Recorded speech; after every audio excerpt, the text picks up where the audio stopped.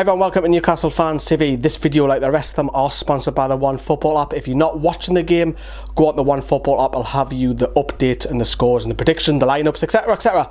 on the app. It is free to download. So we're going to be talking about the final update because in a few hours time, 11 AM UK time, Newcastle are playing CSK Moscow in a friendly. If you haven't seen the updates from the previous two videos, go back and check them and you can see what we've been talking about so far. So, the day before the game, well, in a few hours, it'll be by the time this video goes out, the lads only trained just the once on Friday, and that was the morning session, and then in the afternoon they had a lot of media duties to go through, which were carried out by the local press, national press over there, and of course Sky were out there as well, Keith Downey in particular. So let's begin with Rafa Benitez. We haven't heard from him the last couple of days, haven't we? So he was asked by Keith Downey on his thoughts about the decisions not going Newcastle's way. Take a look at this. Hopefully it will be perfect, but you never know because the Premier League is very difficult. But I think we have good spirit, and then if we can work in the same way that we were working, a little bit luckier with the decisions, I think we can get the 3 points in the next games. Talking about decisions, you've had a chance to look back at it now. Do you think it was a foul on the goalkeeper the other night, or was it a mistake from Dubravka? No, I don't want to create a polemic about anything, but you see the penalty of Salah that was just a touch in his shoulder. Then you could see here a foul to Almiron, and this one with the two arms. So you can analyze whatever you want, but they are different. One thing that always we talk about is consistency in the decisions. And of course the footage is owned by Sky. Now moving on to Martin Dubravka. Now this was filmed in Gosforth before the lads went out to train out in Spain, but more or less I wasn't going to use this clip, but this is courtesy of NUFC TV, and this, I thought I'd bring this up because we know that he's been criticised recently for making a couple of mistakes. Some people still blame him for the Wolves one, some people blame the referee, and of course, you know, you talk about the Manchester United and the Spurs one. He's been a fabulous goalkeeper for us, without a shadow of a doubt. But it was interesting what he said about making mistakes and how it affects him. Have a look at this. I'm really professional in this sense, so if I will just pass the one pass, like a bad pass or something like that, I'm really critical to myself. I don't know, I'm trying to study from every game, you know, what I can do better. Of course, I made some good saves. Some games was not what I expected it's supposed to be. Of course, I made some mistakes, but I'm also a human being, you know, so I'm not a robot. So of course I did some mistakes, but the important is how you will look up for the next game, you know, so how you will react. And I can't put my head down. The only thing what I can do is now to be focused on my job and just stabilize my performances, and that's what I'm trying to do. Interesting, isn't it? So, look, he's a quality goalkeeper and he's still our number one. There's question marks by some people that he should be dropped. Not for me, not at all. He's our best goalkeeper. He's won with a hell of a lot more points than he's cost with. Now, moving on, we're sticking on Dubravka. As we've seen with the Wolves game, Jamal Lascelles, the captain, had a go at Martin Dubravka, but the captain has took responsibility and acknowledged that he was wrong. He looked back at it on a replay and he thinks it's a foul. Have a look at what Jamal said to Keith. You know, first on the pitch there and then, I was just angry with everything. You know, it wasn't necessarily to do with him; it was just to do with everything.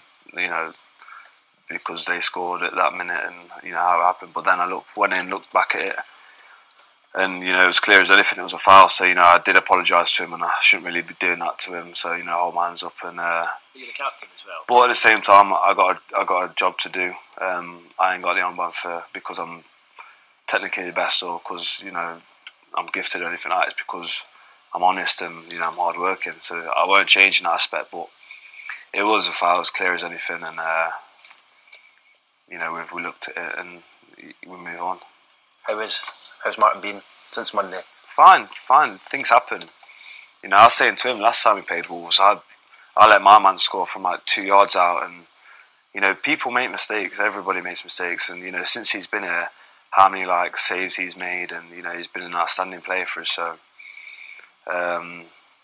you know we can't look at him and say, oh, we dropped 2 points because of him at all. One, it was a foul, and two, either way, you know he's been unreal for us, and you know hopefully he carries on to do so.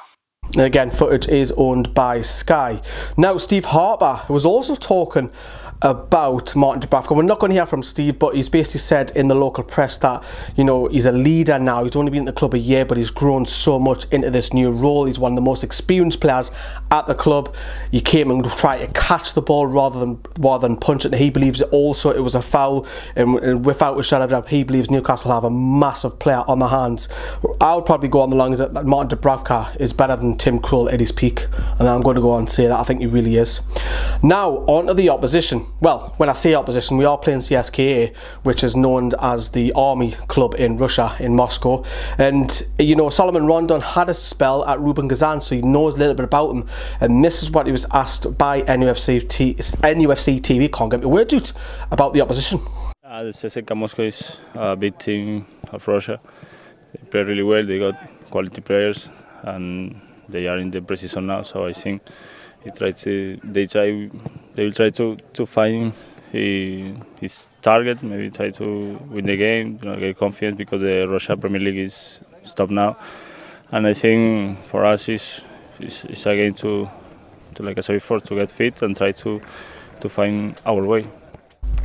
So that was Solomon Rondon, pictures courtesy of NUFC TV. Now we're likely to see a lot more of Miguel Almiron. The club website have hinted that he may start, and we should see a lot more Baraka. And Fabian Schär has come out and said that he expects both of them to settle in pretty quickly, in particular Miguel Almiron, because there's a lot of Spanish players that speak the lingo that he does, and of course the coaching staff as well. So, and he's also went on to praise that the fans who are actually going to go out there and support the club. That is incredible support.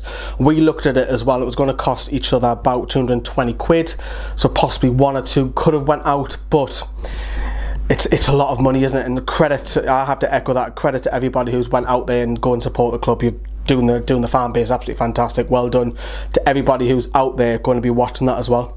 Finally, away from the stuff, we'll wrap up with reports by local Gazette, South Shields Gazette. They've claimed that Mo Diame, I can't even speak the need. Mo Diame is 3 appearances away from triggering a release clause which enables him to sign another contract extension, because we all know that he's a free agent in the summer. We're not going to talk about the Mike Ashley stuff tonight. No, it's all about Newcastle being positive tonight. Let us know what you think as well. We're going to be covering the game as well. We're going to have a reaction where we're watching it as well. We've got the stream. If you haven't got a stream, if you're not prepared to pay the $2.95 that the club are charging to watch the game, on screen now is where you can watch it. All you need to do is Google it. Google it. We're not too sure about the quality, mind you, but it is there for you. I thought it would help you out there. And if you want to question a little bit more on that, message our Facebook page. The lads will tell you. They might have a link for it.